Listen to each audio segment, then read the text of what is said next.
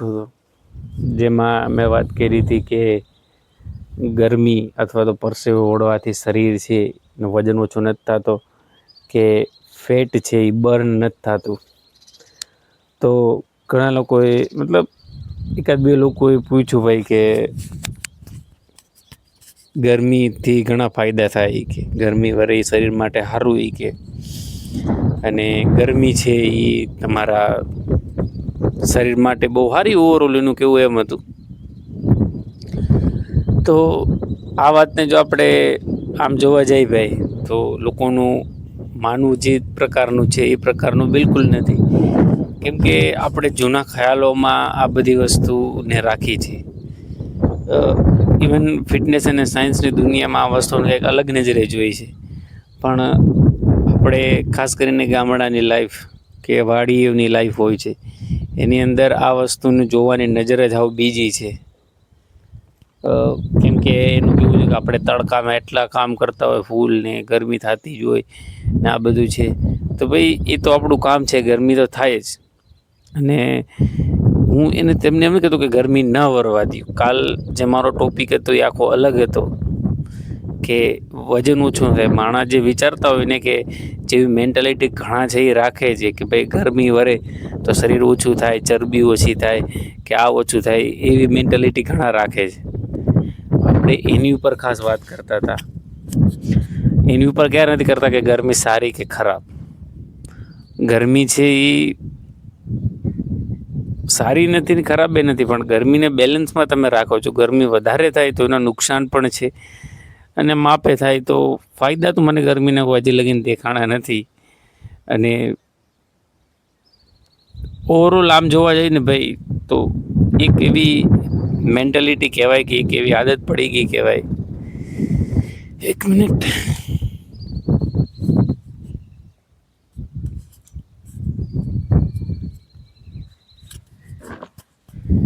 તો એક આદત કહેવાય એવી કે એવો વિચાર બની ગયો લોકોનો કે ગરમી વરે એ સારું અને શરીર માટે સારી. પણ અમુક કિસ્સામાં જ બની શકે. જો ગરમી તમે શિયાળાને કાઢો તો ખરેખર એ ગરમી કહી શકાય, કેમ કે શરીરનું આ ભાઈ એક મેકેનિઝમ છે. શરીરનું ગરમી છે શરીરને કૂલ રાખવાનું મેં વાત કરી છે વિડીયોમાં. પણ અંતે એક જ પ્રશ્ન ઊભો થાય છે, ગરમી સારી કે ખરાબ? ગરમી વરવું સારું કોઈ સંજોગમાં છે નહીં ભાઈ. પહેલાં સમજવી એ વસ્તુ જરૂરી છે. આપણે કામ કરીએ છીએ, વરે છે, એક્ટિવિટીમાં ગરમી થાય છે એ નોર્મલ છે. પણ આજે આપણે વાત કરીએ તો એ જ વાત છે કે તમે ઉનાળામાં એક્સરસાઇઝ કરો છો તો અમુક વાતોનું ખાસ ધ્યાન રાખો ભાઈ. ખેતીમાં કામ કરતા હોય તોય ધ્યાન રાખો. પ્લસ કોઈ પણ એવી એક્ટિવિટી કરતા હોય, પવન ફૂલ છે ભાઈ, જો તમે સંભળાતું નહીં હોય કાંઈ, કોઈ પણ એવી એક્ટિવિટી કરતા હોય ભાઈ, તો એમાં ખાસ ધ્યાન રાખવું જરૂરી છે. પેલું જે વસ્તુ છે ભાઈ, પાણી હંમેશા તમારું ભેગું હોવું જોઈએ. ઉનાળાના ટાઈમે તમે ખેતીમાં હોય કે કોઈ પણ જગ્યાએ હો, પાણી હંમેશા ભેગું રાખવું જ જોઈએ. કેમ કે શરીર છે ભાઈ, ઉનાળાના ટાઈમે એ જ મેન કે તમે સમજો ને, પરસેવાથી પાણી છે ઘાયો લોસ થાય અને ડિહાઈડ્રેશનની સ્થિતિ આવી જાય. ડિહાઈડ્રેશન છે એ મેં પહેલે વાત કરી હતી. ડિહાઈડ્રેશનને ચેક કરવાનું એક જ ઇન્ડિકેટર છે આમ જોવા જાય તો. નોર્મલ જે આપને દેખાય કે તમારું યુરેન છે, તમારું પેશાબ છે એ વધારે પીળું આવે, કે આમ નોર્મલ જોવા જાય તો પેશાબ છે થોડું પીળું હોય, પણ વધારે પીળું આવે તો એ ડિહાઈડ્રેશનનું મોટું નિશાન છે. પછી બીજું વસ્તુ છે ભાઈ, ગરમીમાં કે ઉનાળામાં એક્સરસાઇઝ કરતાં ધ્યાન રાખવું એ વસ્તુ કે ભાઈ હલકા એવા કપડાં પહેરો, જેથી ગરમી છે એ બહાર નીકળે, ઓબ્ઝર્વ થઈ જાય. એવા ના પહેરો. હું જો હમણાં થોડોક ટાઈમથી ભાઈ આમાં વર્કઆઉટ કરું છું, તો એવી આદત પાડો. પ્લસ કસરત કે કામનો જે સમય છે એને ટાર્ગેટ રાખો. સવારના પોરમાં વહેલો કરો. જો અત્યારે હમણાં 7 વાગશે તો હું એક્સરસાઇઝ કરવા આવ્યો છું, તો આવો ટાઈમ સિલેક્ટ કરો જ્યાં ખરેખર સન છે એ આપણી ઉપર નથી, સૂરજ છે સાઈડમાં છે, જેથી તડકો કોઈ વસ્તુ છે એટલું વધારે નથી હોતું સવારના સમયમાં. તો કસરતનો સમય કે સવારે રાખો કે પછી સાંજે રાખો. અને આમ જોવા જઈએ ભાઈ તો એવા અમુક સંકેત પણ છે કે તમને બીજું તો છે ભાઈ, જો તમને થાક વધારે લાગતો હોય પ્લસ શરીરમાં ફટીક હોય કે પછી ઉનાળો છે તો ઘણા લોકોને ચક્કર પણ આવતા હોય કે એવું લાગે હાર્ટબીટ વધે છે કે એવા કેટલાય તમને ડિહાઇડ્રેશનના સિમ્ટમ્સ જોવા જડતા હોય કે પછી હીટ વેવ્સ, ઉનાળાની હીટ વેવ્સ એ બહુ ખતરનાક વસ્તુ છે. આના બધે સિમ્ટમ્સ પણ હોઈ શકે છે. તો એ સમયે વર્કઆઉટ કે કોઈ પણ કામ છે એને ઇગ્નોર કરવું જોઈએ અને પૂરતો રેસ્ટ લેવો જોઈએ. તો ભાઈ પહેલાંના સમયમાં જે તડકો પડતો, હવે જે તડકો પડે છે એમાં ઘણો ફેર છે ભાઈ.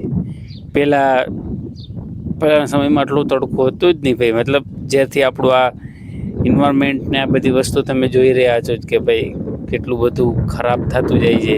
આપણા ગામડાઓની લાઈફમાં થોડું ઘણું સારું જાય પણ આપણું ઇન્ડસ્ટ્રીયલ અભાવ આવે જ છે.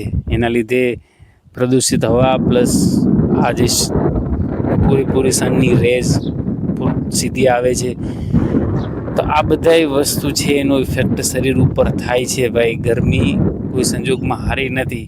બસ એને સારી તમે ત્યાં લગીને કહી શકો જ્યાં લગીને નોર્મલ હોય, પછી વધારે થાય તો એ ડિહાઇડ્રેશન લગીને પહોંચી શકે. તો ભાઈ ઉનાળામાં કસરત કરતા તો આવી વસ્તુને ધ્યાન રાખો. અને ગરમી આમ તો નોર્મલ જ છે પણ વધારે ગરમી વળતી હોય તો રેસ્ટ લેવો જરૂરી છે ભાઈ. સતત કામ કર્યા કરવું એવું નથી હોતું અને એવું કરાય પણ નહીં ભાઈ, શરીર માટે સારું નથી. તો ચાલો આજે આપણે આપણું બેક વર્કઆઉટ કમ્પ્લીટ કરી. અને ઓલી વાત છે ને ભાઈ, અમુક લોકોને આપણે સમજાવી જ ન શકી ગમે નહીં થાય, કેમ કે એની આ જે વિચારધારા છે, એની આ જે મેન્ટેલિટી છે એને મૂકવા તૈયાર જ નથી. અને એ છે જૂના માણસોના કે ગયડાના કે આ બધાના છે ઉદાહરણ બહુ દઈએ.